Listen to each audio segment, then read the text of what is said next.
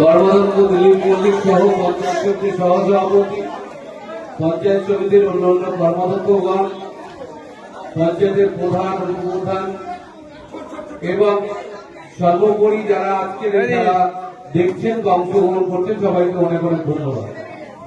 আমরা বিশ্বাস করি বাংলার ফুটবল অত্যন্ত জনপ্রিয় একটি খেলা, কিন্তু মাঝখানে সচিন সৌরভ আসার পরে বাংলার ফুটবলে একেবারেই তলানিতে পৌঁছে গিয়েছিল।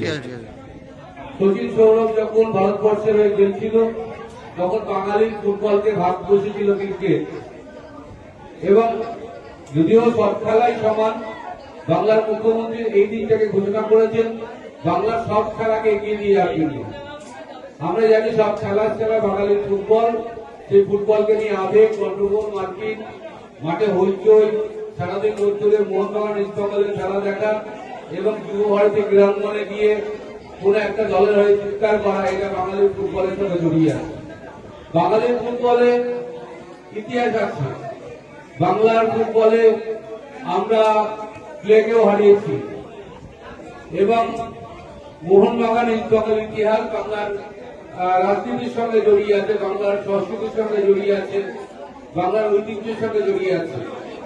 এবং আজকে দাঁড়িয়ে আমরা বলতে পারি যে বাংলার ফুটবল এবং বাংলার অন্যান্য খেলাতেও রাজ্য সরকারের যে দৃষ্টিভঙ্গি আছে তাতে আগামী দিনে আমরা এই ফুটবলকে কেন্দ্র করে স্বপ্ন দেখতে পারি।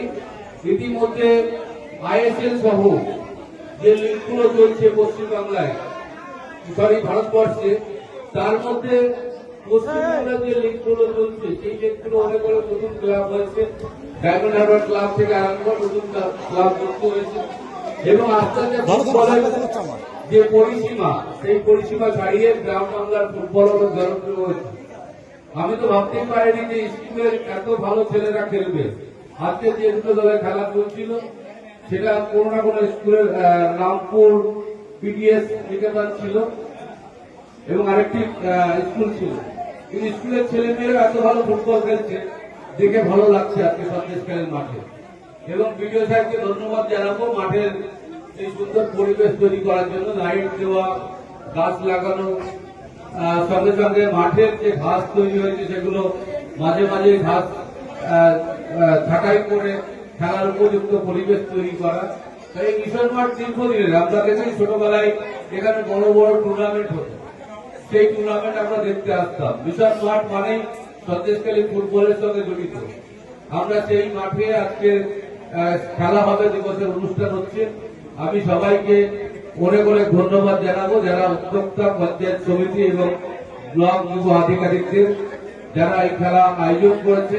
আমি সমস্ত শিক্ষকদেরকে বলবো কো কারিকুলার অ্যাক্টিভিটির সঙ্গে যেমন আমাদের পড়াশোনার সঙ্গে অন্যান্য খেলাধুলো সংযুক্ত করে যার যা দক্ষতা আছে তাকে তুলে ধরতে হবে। ফুটবল মাঠ অত্যন্ত জনপ্রিয় মাঠ। আমরা এখানে দীপেন্দ্র বিশ্বাসকে দেখেছি, এই আমরা বাংলার ফুটবলে মিহির ঘোষকে দেখেছি, বাংলার ফুটবলে আমরা শ্যামথাপাকে দেখেছি, বাংলার ফুটবলে শিশির ঘোষকে দেখেছি। এবং আমরা মনে করি আজকের এখানে দাঁড়িয়ে বাংলার ফুটবলে কিন্তু একসময় ভারতবর্ষের ফুটবল ছিল। ভারতবর্ষের ফুটবল বলে কিছু ছিল না, যা ছিল বাংলার ফুটবল। এখন বর্তমানে গোয়া অর্থাৎ সাউথ ইন্ডিয়ার কিছু অংশ যারা ফুটবলের সঙ্গে যুক্ত হয়েছে এবং বিশেষ করে পাহাড়ি ছেলেরা ফুটবল একটা বিশাল, গোয়া থেকে আরম্ভ করে ব্যাঙ্গালোর থেকে আরম্ভ করে ফুটবলের বিরাট একটা অংশগ্রহণ করেছে। কিন্তু একসময় বাংলার ফুটবল মানে পায়ের জাদু। বাবুমণি থেকে আরম্ভ করে আমরা যাদেরকে দেখেছি, আমাদের শ্যামথাপা, বাইচুং ভুটিয়া, এরা শুধু বাংলার ফুটবলে বিখ্যাত হয়েছে। আমরা সুনীল ছেত্রী যারা ফুটবলকে অনেক জনপ্রিয় করে তুলেছে, তারা কিন্তু বাংলার ফুটবল থেকে বিখ্যাত হয়েছে। তাই মনে করি বাংলার ফুটবল আগামী দিনে ভারতবর্ষের ফুটবলে পথ দেখাবে। ভারতবর্ষের ফুটবলের বেশিরভাগ অধিনায়ক, আমরা যত ফুটবলের ইতিহাস দেখি, বেশিরভাগ অধিনায়ক হচ্ছে বাংলার ফুটবলের।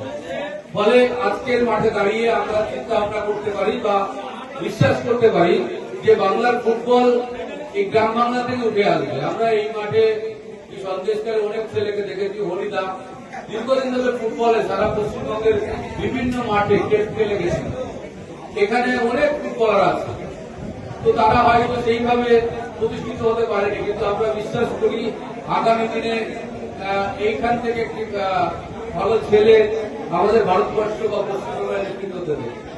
আমার পাড়ার একটি মেয়ে রিসেন্ট অনূর্ধ্ব 17-তে ইন্ডিয়া দলে চান্স পেয়েছে। ফলে আমরা মনে করি সন্দেশখালী ফুটবল অনেক উন্নত। আজকে ছেলে মেয়েরা খেলছে, কালকে আগামী দিনে সবাই খেলবে ফুটবল। এটুকু আশা করছি যারা যে দল জিতবে তাদের পক্ষে অভিনন্দন রইল এবং